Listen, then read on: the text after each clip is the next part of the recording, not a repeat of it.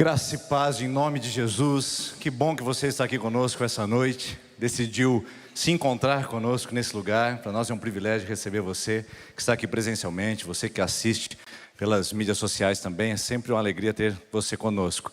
E não sei se você percebeu, mas estamos resgatando, estamos buscando no nosso baú coisas que são importantes para a nossa igreja, elementos que fazem parte da nossa tradição e que muitas vezes é ignorado, desprezado, abandonado, e nós vamos recuperar isso com vocês. Eu vou pedir uma gentileza, o pessoal do mídia, coloca o outro slide para mim. Esse aqui é o desatualizado, tá? Por gentileza. É o outro que está aqui para mim, veio o errado. Só vai ajustando enquanto eu vou conversando com o pessoal aqui. Não sei se vocês viram, nós estamos falando sobre os hinos aqui, que cantamos, faz parte da nossa tradição como igreja reformada. E na verdade, nós vamos fazer isso durante todo o mês de setembro. Mas os hinos já foram. Quem não veio, perdeu a oportunidade de lembrar essa história tão rica e tão frutífera da nossa tradição reformada. A partir da semana que vem, nós teremos um novo contexto, uma nova maneira, um outro estilo que vamos apresentar para você, relembrando também a nossa história, porque nós estamos resgatando o nosso passado, buscando elementos, e assim será no outro domingo. E o último domingo tem uma coisa especial para você, e aí você não pode perder, porque também estamos organizando tudo isso para acontecer aqui. Por que nós estamos fazendo isso? Porque quando nós estamos falando de desenfileirados, nós estamos quebrando os paradigmas de uma estrutura moderna para recuperar elementos que talvez ficaram soterrados, entulhados na nossa história. Hoje nós estamos aqui exatamente para tentar buscar com você esses recursos, essas atividades que vão nos ensinar mais e melhor a respeito de elementos do reino de Deus que a gente precisa resgatar. Deixa eu reiniciar o meu aqui, vamos ver se a gente vai agora. Ainda não, deixa eu pegar aqui.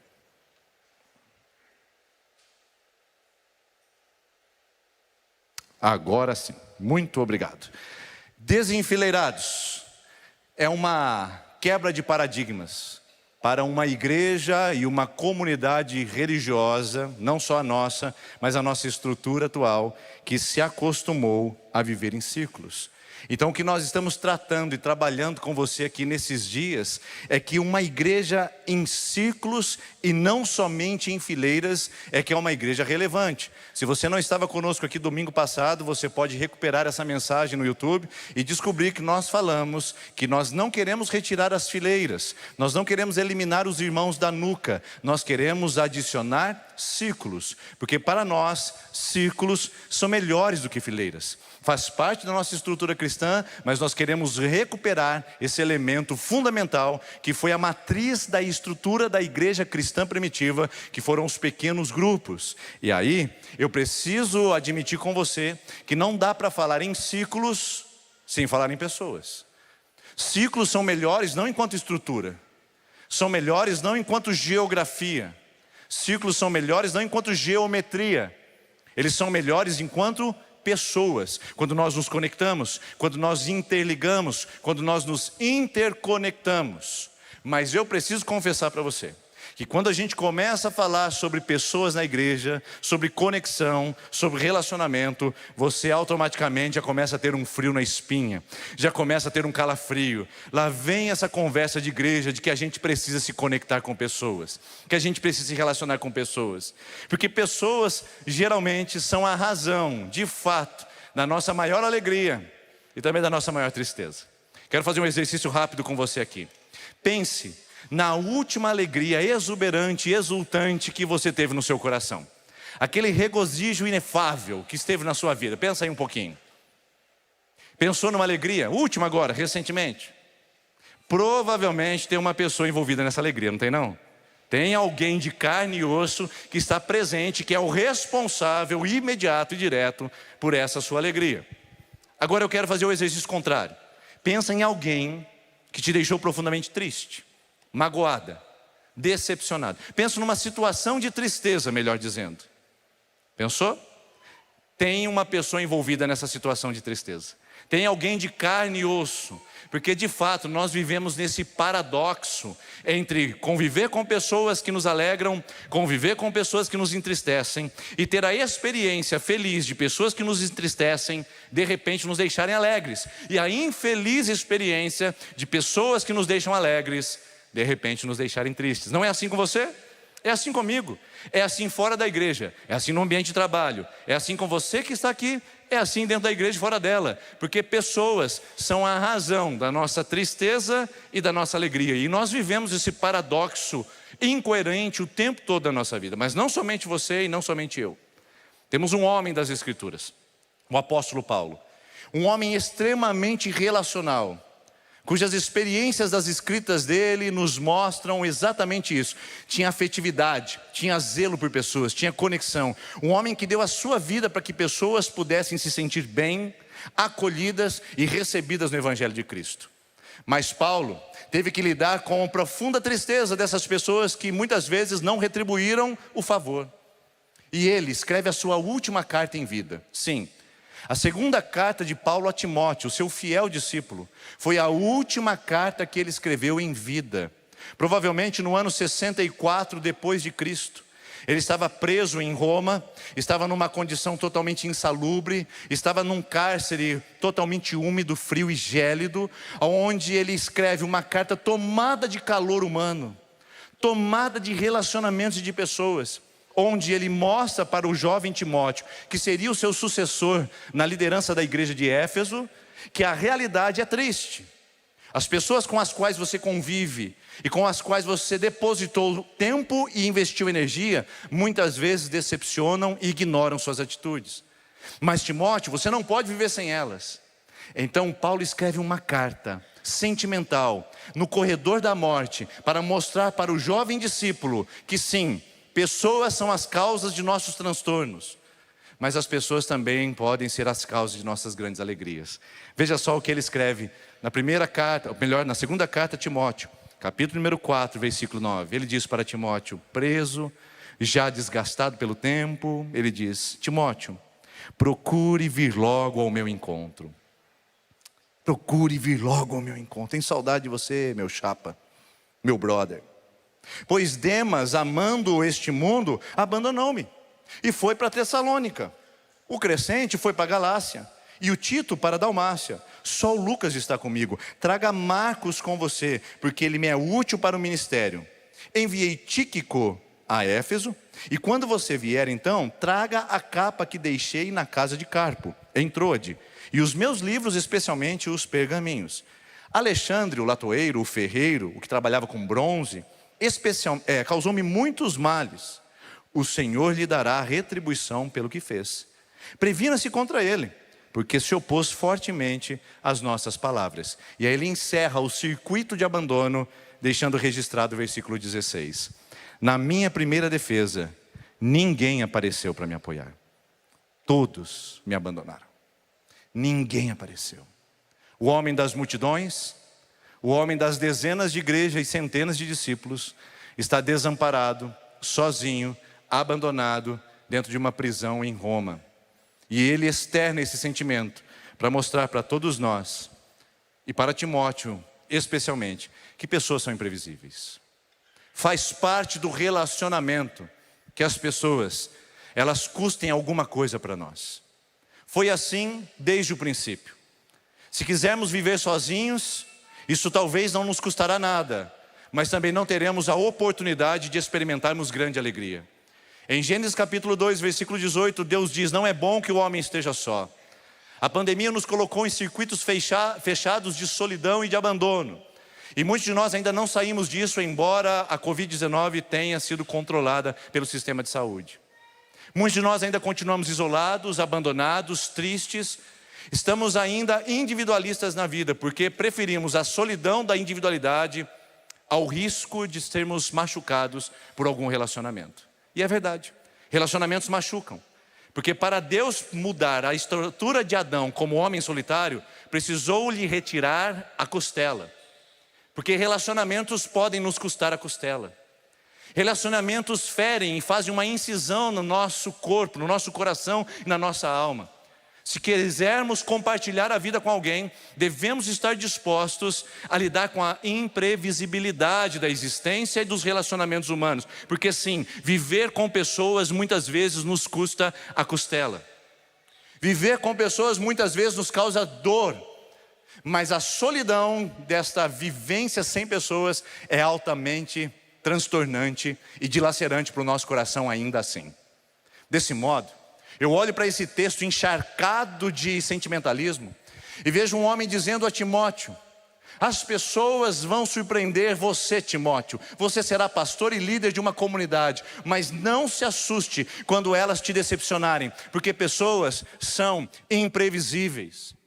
Elas não são mecânicas, elas não são matemáticas, não são racionais, não são lógicas. Quando eu faço um cálculo sobre a inércia, eu faço um cálculo sobre a velocidade de projeção e também o freio que isso aconteceu e chego a uma exatidão lógica. Quando eu me relaciono com pessoas, não. Se eu chutar uma pedra aqui nesse momento, fazendo o cálculo da força empreendida no objeto, eu determinarei a distância que ele chegará. Se eu chutar uma pessoa, as reações podem ser das mais diversas. Pessoas são imprevisíveis, porque elas são biológicas, porque elas fazem parte de um complexo emocional, social, cultural, altamente desafiador para nós. E Paulo está ensinando esse jovem pastor que pessoas decepcionam, pessoas ferem, pessoas machucam, pessoas de fato nos frustram, traem a nossa confiança, nos abandonam. Seja um pai na infância, um marido na caminhada do casamento, uma esposa na jornada matrimonial, um filho na senilidade ou na velhice. Em qualquer momento podemos sim enfrentar a desilusão com pessoas. E eu não quero ser aqui de nenhuma maneira incoerente ao ponto de dizer para você que ao pensarmos nos nossos ciclos e ao conectarmos com pessoas, estaremos isentos e protegidos de qualquer interferência de relacionamentos ruins, de experiências negativas com pessoas, porque pessoas são imprevisíveis. Você sabe bem, você que é pai de adolescente. Você sabe bem, você que acabou de se casar. Você sabe bem, você que trabalha com muitas pessoas no seu ambiente profissional. Pessoas são imprevisíveis e pode ser que elas te decepcionem e custe uma das suas costelas. Mas esse não é o fim da história. O apóstolo Paulo fala: todos me abandonaram, mas Deus esteve comigo, me livrou da boca do leão, de forma que eu continue a proclamar a palavra de Deus ainda que encarcerado. E aí o Paulo esquece esse negócio de abandono e fala para Timóteo no versículo 19, 3 versículos depois do lamento sobre pessoas decepcionantes. Ele diz: saudações a Priscila e Áquila. Eu me lembro com carinho desse casal. E saudações à casa de Onesíforo. Paulo está agora numa carta emocional dizendo: pessoas decepcionam, mas pessoas nos confortam. Pessoas nos frustram, mas pessoas nos enriquecem. Portanto, Timóteo, aprenda que embora as pessoas sejam imprevisíveis, elas são necessárias. Não dá para viver sem gente. É no outro que eu me encontro, é no outro que eu me identifico, é no outro que eu me diferencio, sociologicamente falando. Enquanto eu não me identifico com o outro e nem me diferencio com ele, eu sou apenas um indivíduo. Mas a partir do momento que eu tenho uma relação cuja qual me estabelece conexão e diferenciação, eu passo a ser um sujeito. Esse é o problema da sociedade pós-moderna. Tomada de indivíduos, mas com poucos sujeitos. Porque sujeito só o faz em contato com o outro. Sujeito só o é em relacionamento com o diferente, com o além de si, com o após si. E Paulo está dizendo a Timóteo: nós precisamos de gente, Timóteo. Por isso, não se preocupe com quem nos abandonou, porque nós estamos felizes de termos a casa de Onesíforo em especial. Percebeu aqui que interessante? Não é uma pessoa, é uma comunidade de discípulos, uma casa inteira, uma família inteira, de um homem com um nome muito estranho, que mais parece nome de fitoterápico ou de remédio, do que verdadeiramente um nome de gente. O nome é feio, mas a vida de Onesíforo é linda, inspirativa, e deve trazer a nós uma experiência única para nos colocar diante desse paradoxo e nos ensinar a viver entre eles. Ou melhor, entre ele. O paradoxo onde as pessoas são imprevisíveis e onde as pessoas são necessárias. É um paradoxo difícil de viver. Sim, é difícil de viver. Deixa eu falar um pouquinho mais sobre pessoas imprevisíveis. Você fez um cálculo exatamente como seria a sua vida em relacionamento com gente, não é verdade? Você fez um cálculo ao chegar à segunda IPI de Maringá e entrar no Somos Casa. E você fez um cálculo de que jamais seria decepcionado, porque aqui vai ser diferente com a igreja que você viveu antes. Lê do engano. Lê do engano. Porque essa igreja está tomada de gente. Eu não estou pregando a cadeiras, não estou pregando a um prédio frio. Eu estou pregando a corações que batem dentro de peitos e vivem a instabilidade da vida. Por isso ter relacionamentos não é preciso. O próprio Fernando Pessoa disse isso em um dos seus poemas. Navegar é preciso. No navegação eu uso o astrolábio, eu uso a carta náutica, eu uso os instrumentos de medição e a auferição para poder me localizar no tempo e no espaço. É preciso navegar. Aí o Fernando Pessoa diz, viver não é preciso. Não é que não é viver preciso no sentido de necessidade. Viver não é preciso no sentido de precisão, de lógica. Não dá para fazer cálculos exatos. Viver com pessoas é viver no paradoxo. Essa pessoa me alegra, mas essa mesma pessoa me entristeceu. Essa pessoa me entristece e é difícil, mas essa mesma pessoa me enriqueceu. Como o ferro afia o ferro, assim o outro ao seu companheiro. Pessoas difíceis nos melhoram, pessoas complicadas nos enriquecem também. Esse é o paradoxo. Viver com a dor do sofrimento de relacionamentos, mas sem que esse nos doa internamente. Hoje eu estou inspirado com a lírica portuguesa. Eu vou dizer o Camões, que disse que o amor é fogo que arde nem sem se ver. É dor que dói e não se sente. É mais ou menos essa experiência. Relacionamento com pessoas é uma dor que dói e não se sente. E o Onesíforo nos ensina isso com uma vida inspirativa. A casa de Onesíforo me mostra como eu posso conviver no mundo sendo instrumento de Deus para não viver descambado ou totalmente alheio a pessoas que vivem no meu relacionamento, não me lançando a um lamaçal de tristeza, mas nem também me colocando num pódio de isenção de ferimentos. E Onesíforo é uma vida altamente inspirativa para isso. E como é que eu sei disso? Bom, existe apenas 2 versículos que falam sobre a vida desse homem. O primeiro que eu li com você aqui só fala isso. Alô você! Olá, Onesíforo! É Paulo dizendo a esse homem a alegria de ter a sua família com ele. Uma carta de relacionamento e afetividade. Uma saudação profunda. E o outro texto, que eu ainda não li com você, que mostra o porquê que Paulo tinha tanto carinho por essa casa e por esse homem em especial. Que está no primeiro capítulo da mesma carta, que diz assim, 2ª carta de Timóteo, capítulo 1, versículo 15. Timóteo, você sabe que todos da província da Ásia me abandonaram, entre os quais estão Fígelo e Hermógenes. O Senhor conceda misericórdia à casa de Onesíforo. Ele muda o discurso, você viu? Porque muitas vezes ele me reanimou e não se envergonhou pelo fato de eu estar preso, ao contrário. Quando chegou a Roma, procurou-me diligentemente até me encontrar. Conceda-lhe o Senhor que naquele dia encontre misericórdia da parte do Senhor. Você sabe muito bem quantos serviços ele me prestou em Éfeso. Preste bem atenção na palavra, a casa de Onesíforo. Não é um grupo de pessoas apenas, não se trata de uma multidão, não é uma instituição religiosa, é um grupo selecionado, vinculado, emocional, afetivo, cujo qual Paulo se dirige para dizer da sua alegria de ter por perto esta família e especialmente esse Onesíforo. E Paulo faz uma oração maravilhosa por uma família inteira. Já parou para pensar o privilégio de o seu nome estar escrito na Bíblia? Já seria uma bênção. Agora, o privilégio de ter o seu nome escrito na Bíblia elogiado por Paulo já é uma outra bênção. Agora, o privilégio de ter o seu nome escrito na Bíblia elogiado por Paulo e ainda solicitado uma bênção especial sobre você. Imagina, esse homem tem uma vida inspirativa demais para a gente desprezar nas Escrituras. E você não o encontrará em outros lugares da palavra de Deus, é só aqui. Mas aqui nós temos uma potência de vida transformadora e relevante que poderia ser muito bem o nosso ideal de vida como pessoas. Poderia ser muito bem o arquétipo e o estereótipo de uma vida cristã bem-sucedida e vitalizada pelos relacionamentos. Poderia ser muito bem o emblema de uma igreja que seja casa, mas que seja uma casa de Onesíforos. E não apenas uma casa presbiteriana, e não apenas uma casa institucional, mas uma casa de Onesíforos. E como eu posso observar isso?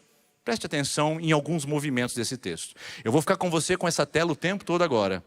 É só esse versículo que eu gostaria que você prestasse atenção, o tanto e o quão poderoso é, ou são essas palavras aqui. Primeiro, o texto diz que Onesíforo foi a Roma. Você conhece o ditado: quem tem boca vai a Roma. E o Onesíforo tinha muita coragem. Porque nós não estamos falando de um deslocamento rápido, imediato e próximo. Onesíforo, segundo o texto, ele era de Éfeso. E ele precisou deixar a cidade de Éfeso e ir procurar Paulo numa cidade grande, a capital do mundo antigo, Roma, com muita gente, e ele fez esse movimento de viagem. Só que ele não tinha uma ponte aérea, como eu fiz aqui nesse mapa. A ponte aérea Éfeso-Roma, não tinha, infelizmente. Naquela época, ou eles tinham que usar a Via Ápia e a Egnátia, dois grandes entrocamentos rodoviários da época, e viajavam cerca de 6 meses a 8 meses a pé para chegar até Roma, ou eles faziam um contorno pela ilha de Creta e todo o mar Adriático para fazer navegações perigosas para chegar a Roma. Você sabe que Paulo sofreu um naufrágio fazendo esse trajeto de barco. O Onesíforo é alguém tão disposto, que está disposto a andar 2.800 quilômetros pela via a pé, ou navegar 6 meses correndo riscos de naufrágio para encontrar uma pessoa. Uma pessoa. Um homem que se dispõe do seu tempo. Para ele, aquele homem, o Paulo, era mais importante do que as outras prioridades da sua vida. Ele ficaria 1 ano, 2 anos fora de casa, tem que reunir a esposa, os filhos, tem que reunir os funcionários da empresa. A sua startup está num momento importante daquela época, mas ele tem que dizer: chega, eu tenho alguém mais importante para cuidar agora, que precisa de mim, o meu amigo Paulo. Você já parou para pensar a força disso? Ele abriu mão do seu tempo e ele colocou a visita a Paulo em escala de prioridade. Quantos de nós não fazemos isso com pessoas? E damos desculpas esfarrapadas, muito importantes e presentes no discurso latino-americano de educação, mas que é mentira. Eu não te liguei porque eu não tive tempo. Eu não felicitei pelo seu aniversário porque eu não tive tempo. Eu não fui naquele lugar com você porque eu não tive tempo. Na verdade, eu não tive tempo é apenas um discurso bonito. Um eufemismo gramatical para dizer: você não é minha prioridade. Eu não te liguei porque você não estava na minha prioridade. Eu não fui ao seu aniversário porque você não estava na minha prioridade. Eu não te visitei no hospital porque você não era a minha prioridade. Não há discurso de não ter tempo. Não há discurso de não ter possibilidade. Só discurso de não ter prioridade. Onesíforo para tudo, explica a sua família, pede a bênção da sua casa e diz: vocês conhecem o nosso amigo Paulo e eu vou ajudar esse homem agora, custando do meu tempo. Quantos de nós estamos dispostos a abrir mão do nosso tempo para investir na vida de alguém? Um dia na semana, por 1 hora, das nossas tantas horas selecionadas, quase 200 horas nós temos à disposição numa semana, e nós não usamos 1 hora para dedicar a alguém, para discipular, para orar, para conversar, para sentar em círculos, porque nós não temos tempo. Será que não temos ou não é nossa prioridade? Ou melhor ainda, talvez não entendamos, não tenhamos entendido isso ainda.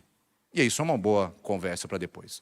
Mas o fato é que muitos de nós estamos nos esquivando da responsabilidade de sermos onesíforos na vida de alguma pessoa, com o discurso de que nós não temos tempo. O Onesíforo tinha. Melhor, ele era tão ocupado quanto você. Mas assim mesmo ele encontrou tempo para visitar pessoas. E o Paulo em especial. Mas não somente o tempo, pense só no recurso financeiro. Viagem cara. Viagem dispendiosa. Se a passagem de barco era barata, a estadia em Roma, nada barata. Não tinha Airbnb para baratear os custos. Quando chegasse lá, não tinha Uber para baratear o trajeto. Ele teria que reservar um dinheiro para, sem trabalhar durante 2 anos, se sustentar num lugar onde ele simplesmente ia consumir seu patrimônio. Mas ele investe dinheiro, porque para ele, pessoas são mais importantes que seu patrimônio. Esse não é o discurso do nosso mundo, que infelizmente ama as coisas e usa as pessoas, quando na verdade deveria usar as coisas e amar as pessoas. O Onesíforo diz: eu não dou a mínima para o que eu tenho, eu não dou a mínima para o meu patrimônio, o que importa é encontrar um homem que precisa de mim, e eu estou disposto a isso. Tempo, recursos e vida. Ele corre riscos. Uma viagem perigosíssima, mas mesmo assim ele está decidido a fazer essa viagem, a fazer esse trajeto, porque ele quer encontrar o seu amigo, ele quer estar em círculos, porque ele sabe que isso é importante para a vida de Paulo. Onesíforo é uma vida inspirativa e um modelo a ser seguido na nossa religiosidade de fileiras muitas vezes. Mas olha só que esse texto tem uma outra questão que passou despercebido talvez na sua leitura. Ele não se envergonhou pelo fato de eu estar preso. Duas coisas estão implícitas nessa mensagem. Primeiro, ele não se envergonhou pelo fato de eu estar preso, porque estar em Roma naquele período era altamente arriscado.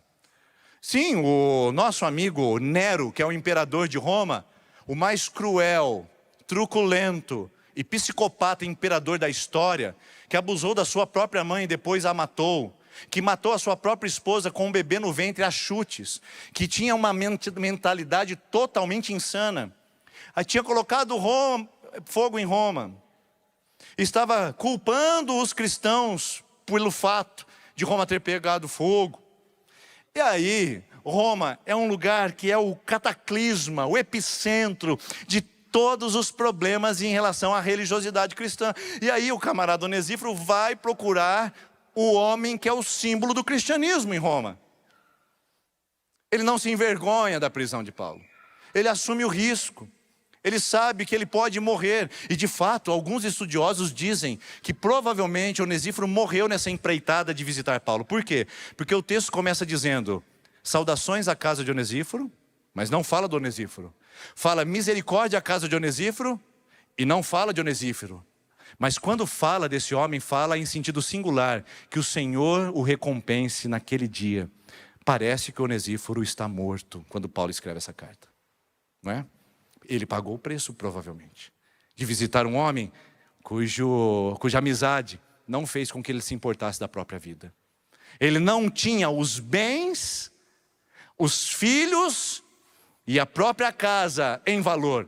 Inclusive Martinho Lutero escreveu isso no hino Castelo Forte, que nós não cantamos aqui hoje, mas que faz parte da hinologia reformada. Ele diz: se tivermos que perder filhos, bens e irmãos, nós iremos para esse evangelho. Na reforma protestante, ele levanta o baluarte, a bandeira, e diz: nós vamos pagar o preço de viver esse evangelho. Onesíforo parece que pagou. E nós, que nos envergonhamos muitas vezes do evangelho, que muitas vezes temos medo de pecar ou de errar, ou melhor, de perder a nossa popularidade, de perder seguidores no Instagram.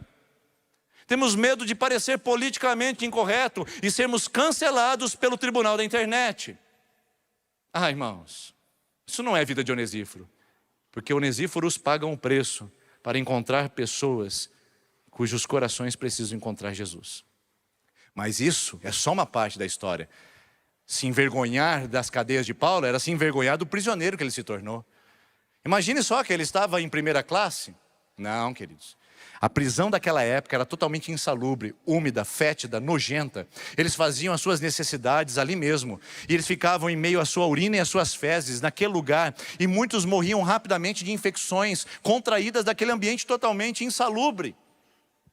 Paulo está provavelmente desgrenhado, cabelo esvoaçado, mau hálito. O suor e o cheiro daquela cela impregna a sua pele. E quando Onesíforo abre aquela escotilha e desce pelas escadas ao fundo do calabouço e vai encontrar aquele homem naquela condição, ele provavelmente deu um abraço gostoso naquele homem para dizer: você não me envergonha pelo seu mau cheiro, você não me envergonha pela sua condição, você não me envergonha pela pessoa que você se tornou, você é o meu amigo e eu sou Onesíforo, esse é o meu papel. Quantos de nós rejeitamos pessoas pelo jeito que se vestem, pelo carro que têm, e dos dois opostos e dos dois polos? Desprezamos pessoas porque tem um carro muito luxuoso, e desprezamos pessoas porque nem carro tem. Desprezamos pessoas porque se vestem muito bem, e desprezamos pessoas porque mal se vestem. Ou seja, muitos de nós estamos nessa condição, nos envergonhando de gente. O Onesíforo fala: Paulo, você está fétido, você está nojento, mas você é o meu amigo, me dá cá um abraço, parceiro.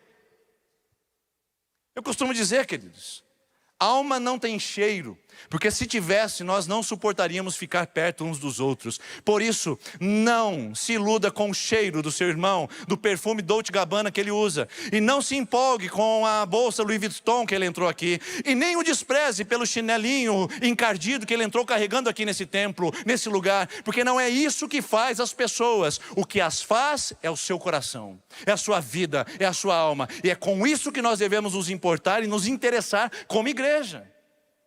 Paulo diz isso, ou melhor, Paulo reconhece isso. O Onesíforo me abraçou na prisão quando eu estava mal cheiroso. E o Onesíforo correu risco de morte e provavelmente morreu, porque me amou nessa minha condição. É lindo isso. Que vida inspirativa, mas ao mesmo tempo me ruboriza, me envergonha, porque muitas vezes eu não olho no meu coração e não faço uma sondagem para ver se eu estou de fato vivendo como Onesíforo. Tem mais uma coisa que talvez você não percebeu nesse texto aqui. Diz o texto que ele, quando chegou em Roma, procurou diligentemente até me encontrar. Procurou intencionalmente.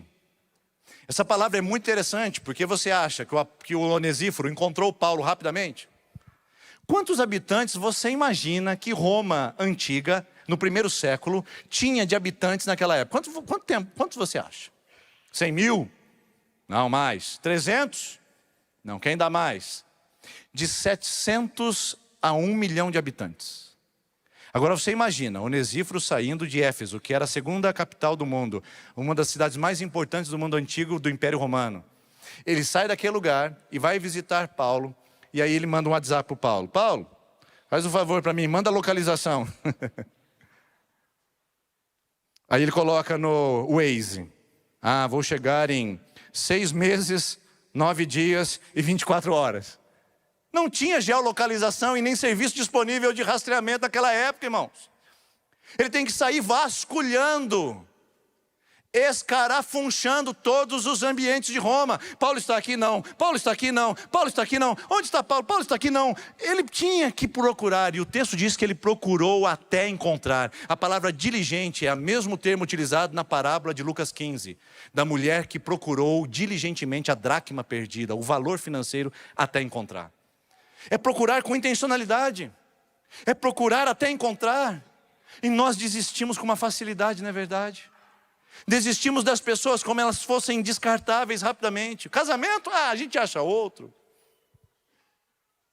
Profissão? A gente encontra outro com currículo.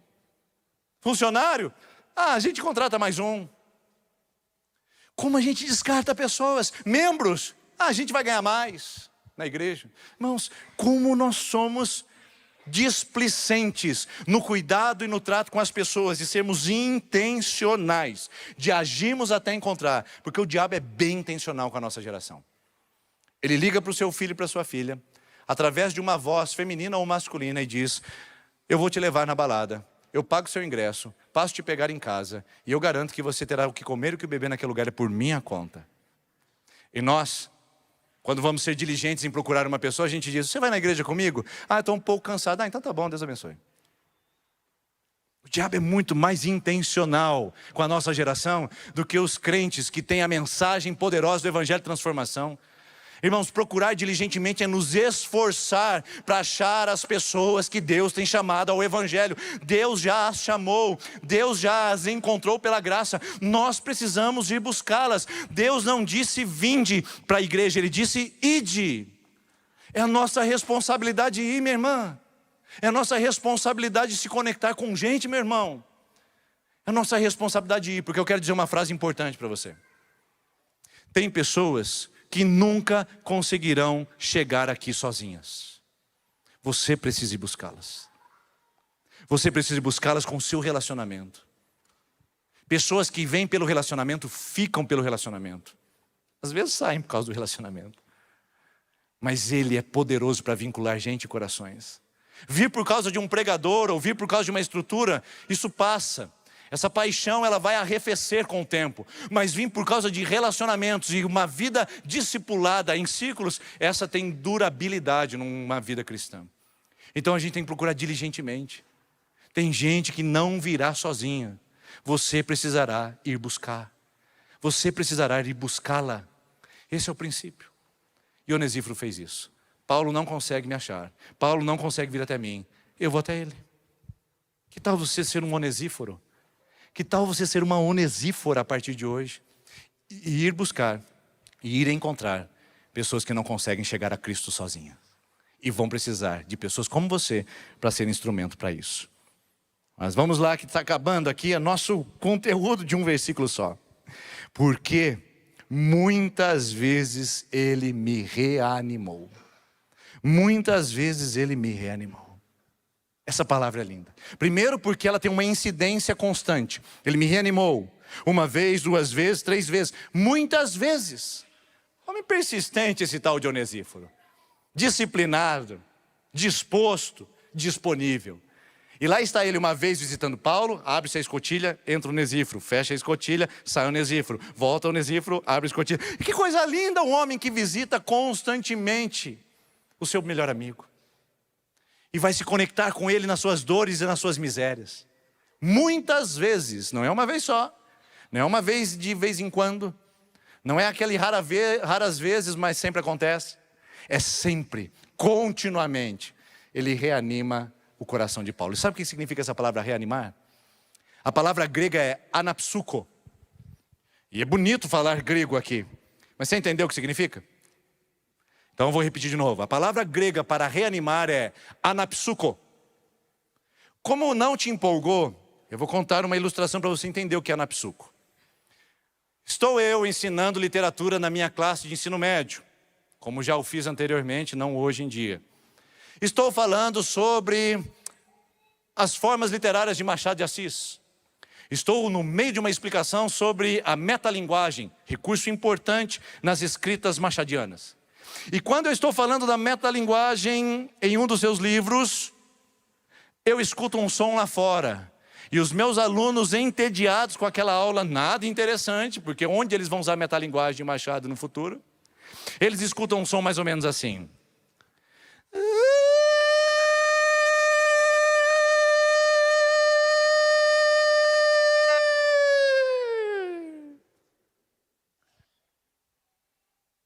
É livro voando, eu não quero nem saber de Machado, é apostila no chão, será que a cantina está aberta? Porque é recreio.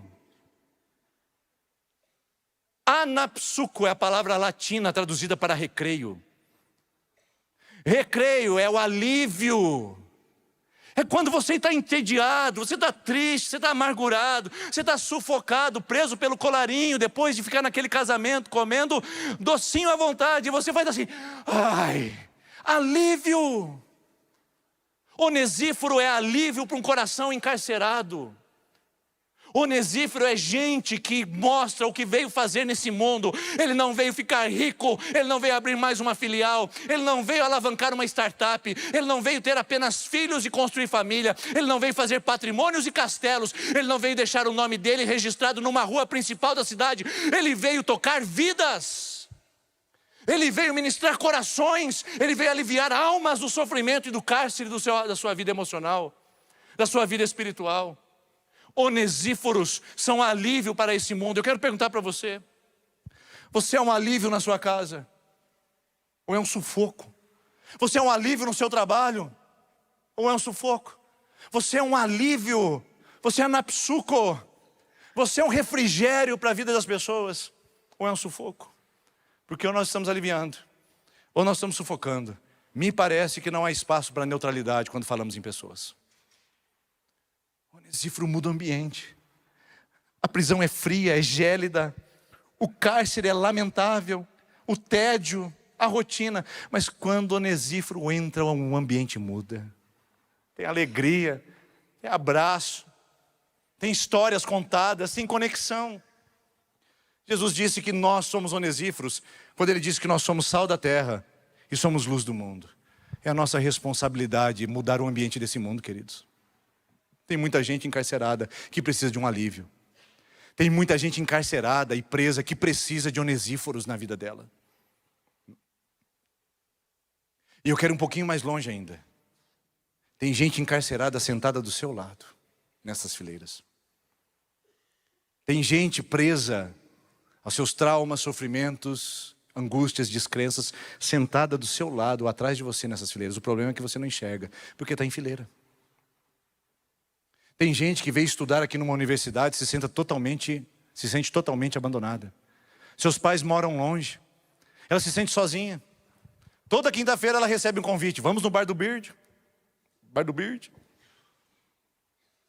E toda quinta-feira ela tenta de alguma maneira anestesiar a dor da solidão. E toda quinta-feira de madrugada ou sexta-feira pela manhã, lá está ela novamente vivendo o cárcere da sua vida. Porque não apareceu um santo Onesíforo, não apareceu uma santa Onesífora para dizer para ela: esse cárcere tem liberdade para você.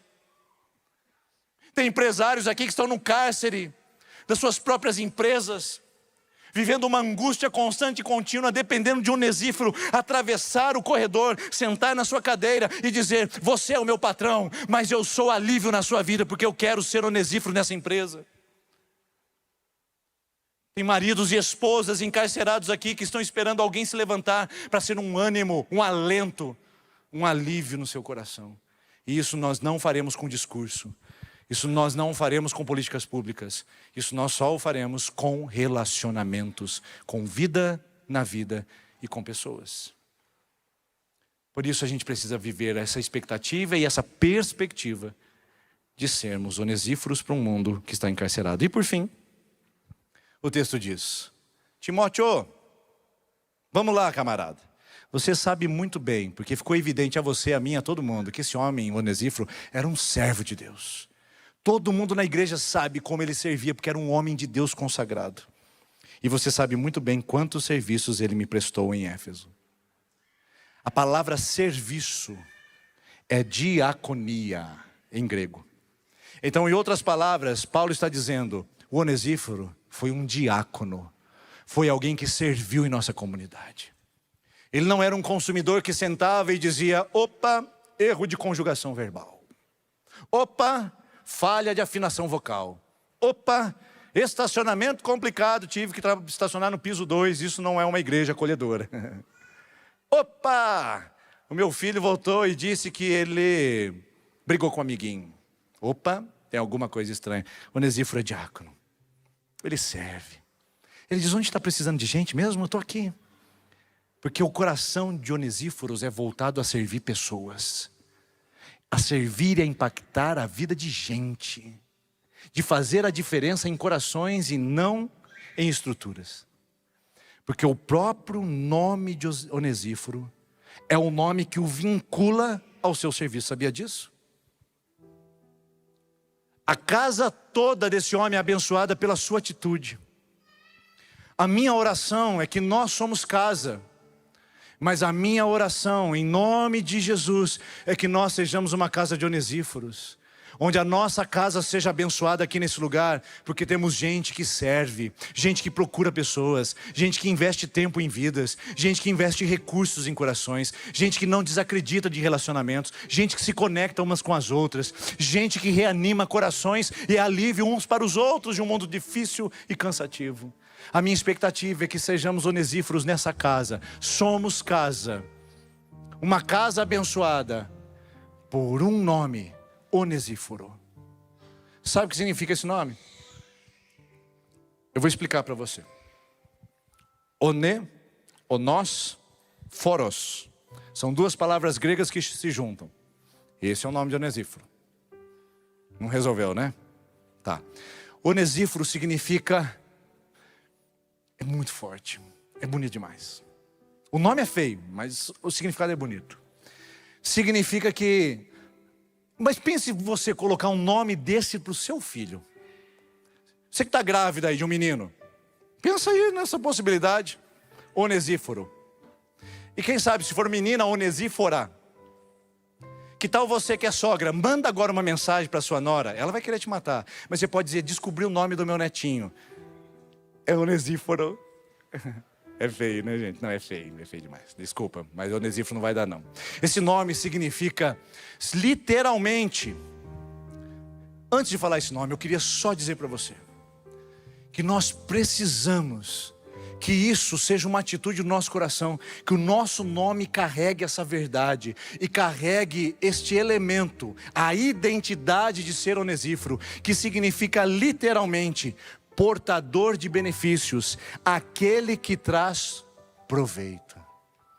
Seja você, seja eu, sejamos nós, seja a nossa casa, uma casa de Onesíforos, que sejam portadores de benefícios. Nós já temos um benefício indiscutível, que é o Evangelho de Jesus em nós.